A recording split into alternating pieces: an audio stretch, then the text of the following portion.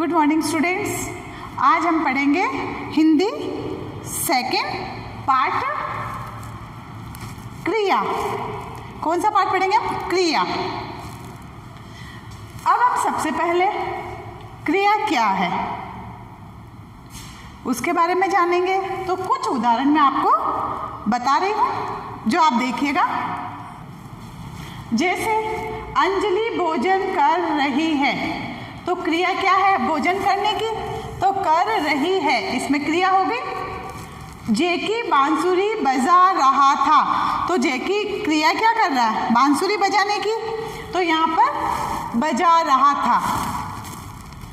ठंडी हवा चल रही है, तो हवा क्या क्रिया कर रही है? चलने की, कि हवा चल रही है। माँ ने बच्चे को दूध पिलाया, तो माँ की क्रिया क्या है? बच्चे को दूध पिलाना। तो ये जो अंडरलाइन हो रही है ये सभी क्रियाएं हैं जो किसी न किसी कर्ता के द्वारा की जा रही है। जैसे अंजलि के द्वारा भोजन किया जा रहा है, जे के द्वारा बांसुरी बजाई जा रही है, ठंडी हवा चल रही है, माँ द्वारा बच्चे को दूध पिलाया जा रहा है। तो उपयुक्त वाक्यों में कर रही है, बजा रहा था, चल रही है और पिलाया शब्दों में कोई न कोई कार्य होने का या करने का पता चलता है, तो इन्हें हम क्या कहेंगे? क्रिया। इनको हम क्या कहेंगे? क्रिया। देखते हैं इसकी परिभाषा। वाक्य में जिस शब्द के द्वारा किसी काम के करने या होने की सूचना मिलती है उसे क्रिया कहते हैं। वाक्य में जिस शब्द के द्वारा किसी कार्य को करने या उसके होने का पता चलता है, कि किसी काम के करने या होने की सूचना मिलती है, उसे हम क्रिया कहते हैं। तो क्रिया के मुख्य सूचक तत्व कौन से हैं? क्रिया के मुख्य सूचक तत्व में सबसे पहले आती है धातु। धातु क्रिया के अनेक रूप प्राप्त होते हैं। क्रिया के कई रूप होते हैं। क्रिया शब्द के अनेक रूपों में जो अंश मुख्य रूप से अथवा समान रूप से मिलता है उसे धातु कहते हैं। क्रिया हमें अनेक रूपों में प्राप्त होती है। क्रिया का कोई एक रूप तो होता नहीं है, कई रूप होते हैं। तो क्रिया शब्द के अनेक रूपों में उनके जो जितने भी रूप हैं उनमें हमें एक ही अंश मिलेगा। मुख्य रूप से जो अंश मुख्य रूप से अथवा समान रूप से मिलता है, एक ही अंश हमें उन सभी क्रियाओं में मिलता है, तो उसे हम क्या कहेंगे? धातु। क्रियाएं तो बहुत सारी है, धातु भी अनेक रूपों में होती है, लेकिन उन सभी धातुओं में कोई ना कोई एक अंश हमें सभी में समान रूप से या मुख्य रूप से मिलता है, उसे हम धातु कहते हैं। जैसे कार, पंखा, चाकू आदि के मूल में लोहा है। कार, पंखा, चाकू आदि का मूल क्या है? लोहा, क्योंकि इन सबको बनाने के लिए लोहे का प्रयोग किया गया है, तो इनके मूल में लोहा छिपा हुआ है, लोहा है, जो कि अनेक रूपों में बदल गया। अब उस लोहे को हम कितने ही रूपों में हमने बदल दिया है। हमने कुर्सी, टेबल, है ना, पलंग, अलमारी सभी बनाया, लेकिन उनके धातु वो बदल गया, रूप बदल गए, लेकिन सबका मूल तो एक ही रहा, लोहा। तो यही जो है धातु है। परिभाषा, क्रिया के मूल रूप को ही धातु कहते हैं। जो क्रिया का मूल रूप है उसे ही हम धातु कहते हैं। ये सब हम देखते हैं काल। क्रिया के जिस रूप से उसके होने के समय की सूचना मिले, क्रिया के जिस रूप से उसके होने के समय की सूचना मिले कि क्रिया किस समय हो रही है, तो उसकी सूचना जिससे मिलती है उसे हम काल कहते हैं। जैसे अंजलि भोजन कर रही है, हमें क्रिया क्या है? कर रही है, तो यहाँ पर अंजलि जो है वो भोजन कर रही है, तो हम इससे पता लगा रहे हैं कि ये वर्तमान काल है क्योंकि वो अभी भोजन कर रही है। तो क्रिया से हमें पता, उसके समय का पता चल गया कि वो अभी भोजन कर रही है। तो ये इसमें कार्य जो है वो अभी भी किया जा रहा है। तो ये क्या हुआ? वर्तमान काल। क्रिया से हमें उसके समय का पता चल गया है। इसी तरह से अंजलि भोजन कर रही थी। अंजलि भोजन है की जगह हम कर देते हैं कि कर रही थी। तो इसमें कार्य क्या पता चला? कार्य का कि काम पहले ही हो चुका है। जो हमारा कार्य है वो पहले ही हो गया है। उससे हमें, इसी क्रिया से हमें पता चलता है कि कार्य जो क्रिया जो है वो भूतकाल में हो चुकी थी। कि अंजलि भोजन कर रही थी, तो मतलब अंजलि भोजन कर रही थी, तो वह कर रही थी। इससे हमें इस क्रिया से ये पता चल रहा है कि जो कार्य है वो भूतकाल में चल रहा था। अब वो पूरा हुआ नहीं हुआ ये हमें नहीं पता, लेकिन क्रिया के द्वारा हमने ये पता लगाया कि काम जो है, जो अंजलि के भोजन करने की जो क्रिया हो रही थी वो भूतकाल में चल रही थी। तो अतः ये जो वाक्य है ये भूतकाल का हुआ। उसी तरह से अगला हम देखते हैं, अंजलि भोजन कर चुकी। अंजलि भोजन करेगी। अंजलि भोजन करेगी। अब करेगी, यहाँ पर करेगी क्रिया है। अब वो कब करेगी हमें पता नहीं है, लेकिन ये क्रिया देखकर हमें ये पता चलता है कि ये जो वाक्य है ये भविष्य काल का वाक्य कि अंजलि अब भोजन करेगी। अब वो कब करेगी ये हमें नहीं पता। तो क्रिया के द्वारा ही हमें समय का पता चल रहा है कि वाक्य वर्तमान काल का है, भूतकाल का है या भविष्य काल का है। तो ये हुआ काल। तो समय बदल जाने के कारण भूतकाल और भविष्य काल कहा जा सकता है। अब यहाँ पर सिर्फ समय बदल जाने के कारण हमारा जो वाक्य है उसमें वर्तमान काल, भूतकाल या भविष्य काल हम इसको कह सकते हैं। तो क्रिया के अनुसार ही हम समय का पता लगा सकते हैं। अब देखते हैं हम क्रिया के भेद। क्रिया के कितने भेद हैं? क्रिया के भेद दो आधार पर किए गए हैं। क्रिया के जो भेद है वो दो आधार पर किए गए हैं। कर्म की दृष्टि से, पहला कर्म की दृष्टि से, दूसरा संरचना की दृष्टि से। पहला जो भेद है वो कर्म की दृष्टि से है और दूसरा जो भेद है वो संरचना की दृष्टि से। तो हम सबसे पहले इसमें देखेंगे कर्म की दृष्टि से। कर्म की दृष्टि से क्रिया दो प्रकार की होती है। कर्म के आधार पर क्रिया को हम दो भागों में बांट सकते हैं, अकर्मक क्रिया और दूसरा सकर्मक क्रिया। एक तो है इसकी अकर्मक क्रिया, दूसरी है सकर्मक क्रिया। तो बच्चों हम सबसे पहले पढ़ेंगे इसमें अकर्मक क्रिया कि अकर्मक क्रिया क्या है। वाक्य में आई जिन क्रियाओं को कर्म की आवश्यकता नहीं होती है, उन्हें कर्ता पर आश्रित रहना पड़ता है, उसे अकर्मक क्रिया कहते हैं।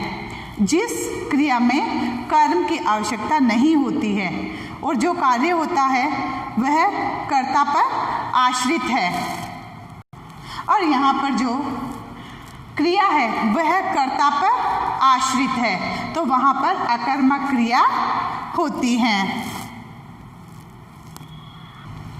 तो अब देखते हैं अकर्मक क्रिया के उदाहरण। कल अकरम दौड़ेगा। यहाँ कार्य कर्ता के द्वारा किया जा रहा है। दो दोस्त हंस रहे थे, चिड़िया उड़ती है। तो इसमें अकर्मक क्रिया क्या होगी? दौड़ेगा, हंस रहे थे, उड़ती है। तो ये जो कार्य हैं ये कर्ता के द्वारा ही किए जा रहे हैं, तो यहाँ पर अकर्मक क्रिया होगी। इन तीनों वाक्यों में अक्रम, दो दोस्त, चिड़िया ये कर्ता है और क्रियाएं क्या है? दौड़ेगा, हंस रहे थे, उड़ती है, ये इसकी क्रियाएं हैं। तो इन क्रिया के आधार पर तीनों कर्ता है। अतः कर्म न होने के कारण, इनमें कोई कर्म लागू नहीं होने के कारण ये अकर्मक क्रियाएं हैं। ये अकर्मक क्रियाएं, क्योंकि इनमें कोई भी कर्म लागू नहीं हो रहा है। अब हम देखते हैं अकर्मक क्रिया की पहचान की। अकर्मक क्रिया की हम पहचान कैसे कर सकते हैं? इसका सबसे सरल तरीका यह है कि क्रिया के साथ किसे या किसको लगाकर प्रश्न किया जाए। अकर्मक क्रिया की पहचान का सबसे सरल तरीका यह है कि इसमें वाक्य में किसे या किसको लगाकर प्रश्न किया जाए। यदि उत्तर न मिले तो अकर्मक क्रिया है कि किसे या किसको लगाकर हम प्रश्न कर रहे हैं और उसमें हमें कोई उत्तर नहीं मिल रहा है तो वह अकर्मक क्रिया है। उसके बाद भी हम क्या लगाकर भी उत्तर ना मिले तो वह अकर्मक क्रिया। यदि क्या लगाने के बावजूद भी हमें उत्तर नहीं मिलता है तो वह अकर्मक क्रिया ही होगी। और पहले आपको बता चुके हैं कि जिन वाक्यों में कर्म की आवश्यकता नहीं होती है वहाँ अकर्मक क्रिया होती है। अब मुख्य अकर्मक क्रियाएं कौन कौन सी है? मुख्य अकर्मक क्रियाएं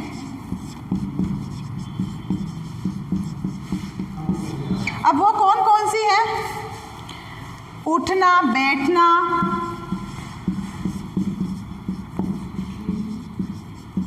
डूबना, डरना, जागना, दौड़ना,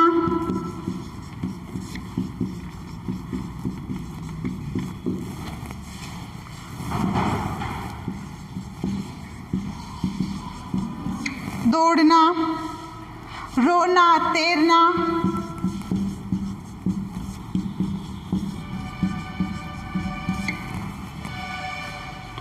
नहाना, चूकना,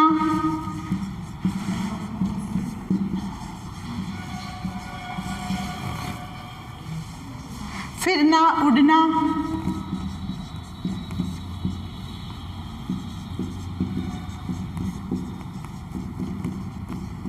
आदि अकर्मक क्रियाएं हैं।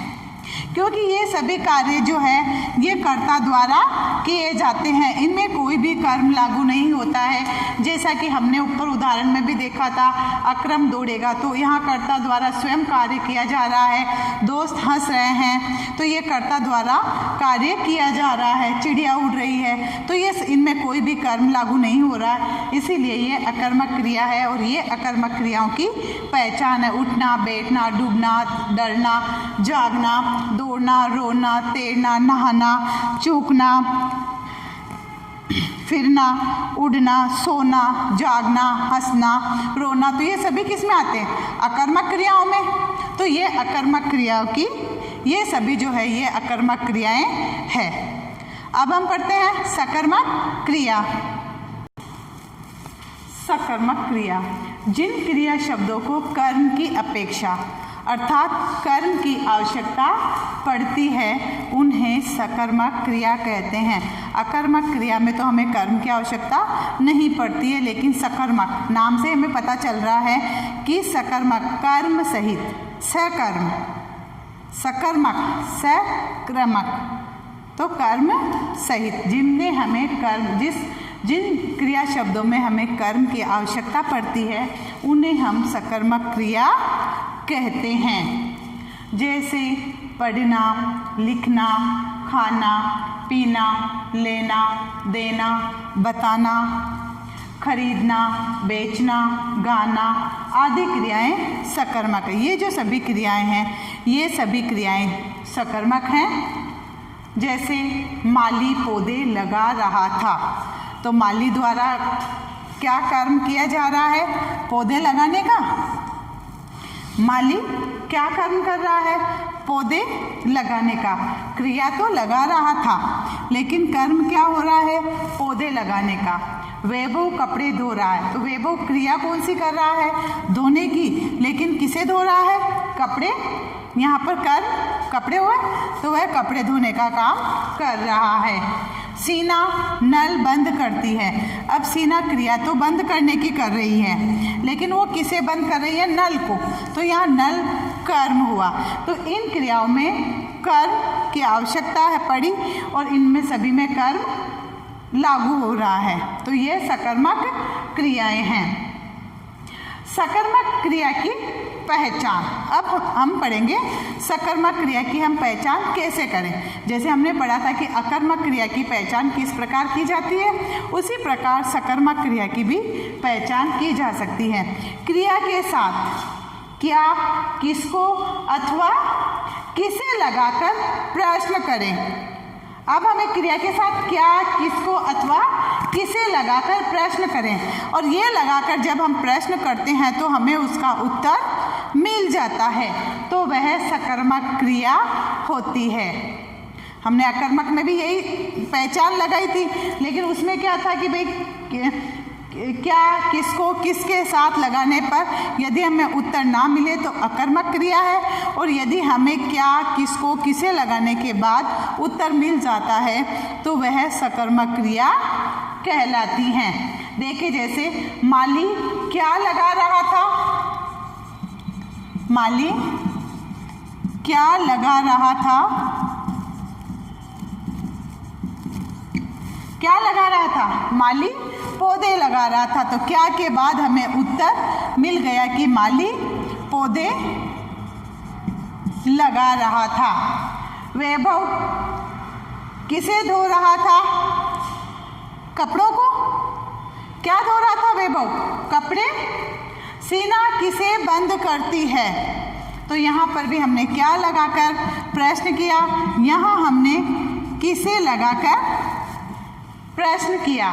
यहाँ हमने वैभव किसको धो रहा था, कपड़े या कपड़ों को धो रहा था, तो हमें किसे, किसको या क्या लगाने के बाद सभी का उत्तर मिल रहा है, तो ये हुई सकर्मक क्रियाएं। तो ये सभी क्या है, सकर्मक क्रिया है।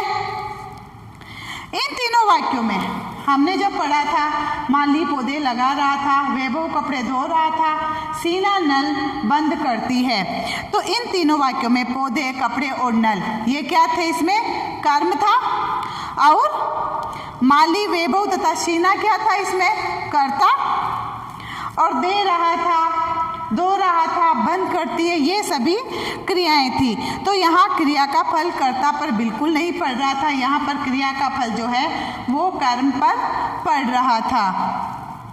तो आपको पता है कि ये सभी जो थी वह सकर्मक क्रियाएं थी।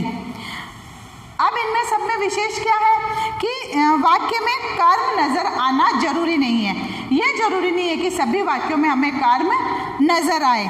जैसे सुहासिनी पढ़ती है ना, सुहासिनी पढ़ती है, अब पढ़ती है तो कुछ ना कुछ तो वो पढ़ रही होगी, इसमें भले हमें कर्म नजर नहीं आ रहा, लेकिन इसमें कर्म लागू तो हो रहा ना, कि वो किसी न किसी को तो पढ़ रही है। न्यूज़पेपर हो सकता है, बुक हो सकता है, कॉपी हो सकती है, लेटर हो सकता है, कुछ भी हो सकता है। सुहासिनी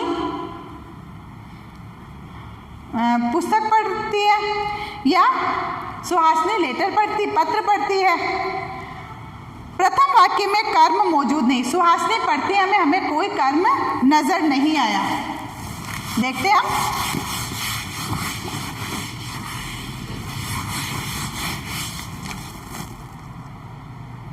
तो हम यही वाक्य देख रहे थे, सुहासिनी पढ़ती, यहाँ कोई ना कोई कर्म तो हो रहा है, लेकिन वो कर्म हमें नजर नहीं आ रहा है, कर्म जो है वो छिपा हुआ है। दूसरे में हम कहते हैं कि सुहासिनी पत्र पढ़ती है, तो प्रथम वाक्य में कर्म तो हो रहा है, लेकिन कर्म इसमें मौजूद नहीं है, परंतु पढ़ना, जो पढ़ती है ये क्रिया कर्म को दर्शाती है। यह जो क्रिया है सुहासिनी पढ़ती है जो क्रिया हो रही है किसी ना किसी कर्म को दर्शा रही है, तो यहाँ पर पढ़ना कर्म की अपेक्षा रखता है। तो सुहासिनी क्या पढ़ती है, सुहासिनी पत्र पढ़ती है। इसीलिए प्रथम वाक्य में कर्म नजर न आने के बावजूद भी पढ़ता क्रिया सकर्मक होगी। इस वाक्य में कोई कर्म हमें नजर नहीं आ रहा है, लेकिन फिर भी इसमें कर्म लागू हो रहा, तो ये क्रिया जो है सकर्मक होगी। तो यहाँ हमने पढ़े कर्म की दृष्टि से क्रिया के दो भेद है, सकर्मक अकर्मक क्रिया और सकर्मक क्रिया। अब हम पढ़ेंगे संरचना की दृष्टि से, अब हम पढ़ेंगे सकर्मक क्रिया के भेद।